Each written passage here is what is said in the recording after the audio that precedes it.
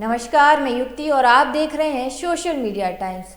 BJP से रक्षा मंत्री राजनाथ सिंह ने यूपी में जनसभा को संबोधित करते हुए यूपी सरकार के विकास कार्यों के बारे में बखान किया है और 2017 के चुनाव में मिली जीत को देखते हुए इस बार भी विधानसभा चुनाव में ज्यादा सीटों से जीतने का ऐलान भी किया है। इतना ही नहीं, दूसरी ओर विपक्षी पार्टियों पर जमकर निशाना साधा है। आपको जानकर आश्चर्य होगा, जो पहले कभी 12वें 12वें स्थान पर हुआ करता था, 5 वर्षों के अंदर हमारे मुख्यमंत्री ने लाकर उसको दूसरे स्थान पर खड़ा कर दिया है। आंकड़े तो बहुत दिए जा सकते हैं, लेकिन जो राष्ट्रीय और अंतर्राष्ट्रीय आंकड़े हैं, नेशनल और इंटरनेशनल एजेंसी के जो आंकड़े हैं, वही आंकड़े मैं आपके सामने प्रस्तुत कर रहा हूं कि इतना बड़ा काम हुआ कैसे हुआ। आप सभी जानते हैं, विकास की पहली शर्त होती है कानून और व्यवस्था। कानून और व्यवस्था चुस्त दुरुस्त नहीं होगी तो किसी भी सूरत में उस राज्य का विकास नहीं हो सकता।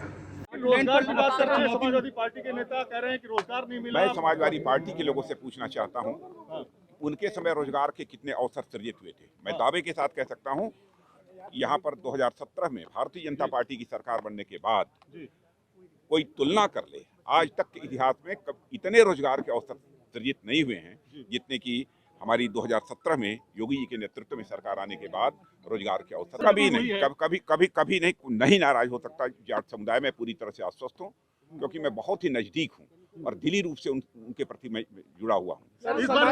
चौधरी जब से मैंने राजनीतिक जीवन में प्रवेश किया है, चौधरी चरण सिंह जी हमारे एक आदर्श रहे, आदर्श के रूप में बराबर मैंने। देखिए, हम लोग जाति, पंथ अथवा मजहब की राजनीति यदि करते हैं तो इंसाफ और इंसानियत की राजनीति करते हैं। जस्टिस एंड ह्यूमैनिटी हमारी राजनीति करने का ये आधार है। स्वामी प्रसाद मौर्य के जाने से कोई फर्क पड़ेगा?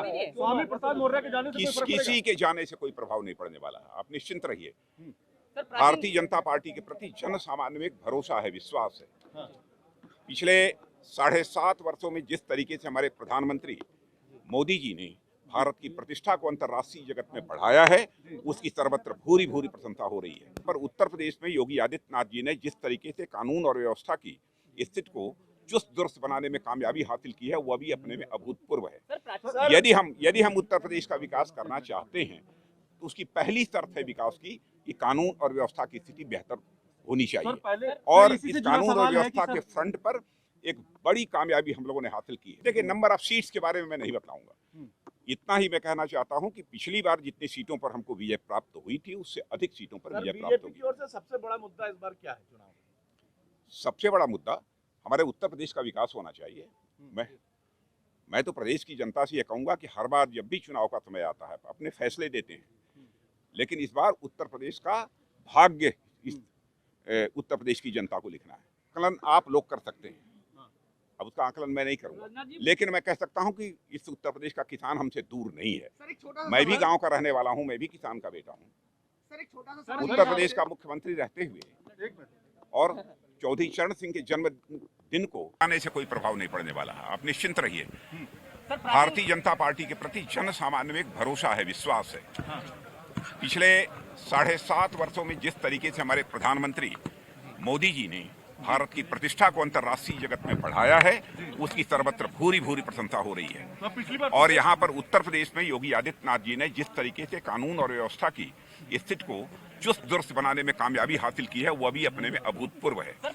यदि हम उत्तर प्रदेश का विकास करना चाहते हैं तो उसकी पहली शर्त है विकास की कि कानून और व्यवस्था की स्थिति बेहतर होनी चाहिए। और इस कानून और व्यवस्था के फ्रंट पर एक बड़ी कामयाबी हम लोगों ने हासिल की है। देखिए, नंबर ऑफ सीट्स के बारे में मैं नहीं बताऊंगा, इतना ही मैं कहना चाहता हूं कि पिछली बार जितनी सीटों पर हमको विजय प्राप्त हुई थी, उससे अधिक। सबसे बड़ा मुद्दा हमारे उत्तर प्रदेश का विकास होना चाहिए।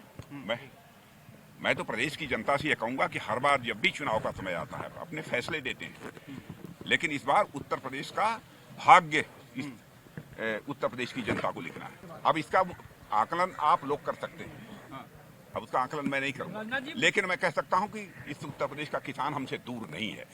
मैं भी गांव का रहने वाला हूं, मैं भी किसान का बेटा हूं। उत्तर प्रदेश का मुख्यमंत्री रहते हुए और चौधरी चरण सिंह के जन्म दिन को किसान दिवस के रूप में घोषित करने का काम किसी ने किया था तो मैंने किया था। सर कांग्रेस जो है और मैं अपने प्रधानमंत्री के बारे में कहना चाहता हूँ, ये प्रधानमंत्री की संवेदनशीलता है। जब उन्होंने देखा कि जो भी कृषि संबंधित तीनों कानून बने हैं उस पर एक आम सहमति नहीं बन पा रही है, उन्होंने चटपट सारे अपने फैसले को वापस ले लिया। इससे बड़ी संवेदनशीलता किसी प्रधानमंत्री की क्या? जनता को संबोधित करने से पहले राजनाथ सिंह ने करीब पौने घंटे तक गाजियाबाद के सीकरी कला में स्थित प्राचीन महामाया मंदिर में पूजा अर्चना की। उसके बाद मंदिर में स्थित उस वृक्ष पर भी गए जहां अंग्रेजों ने अपने शासनकाल में कुछ लोगों को फांसी दी थी।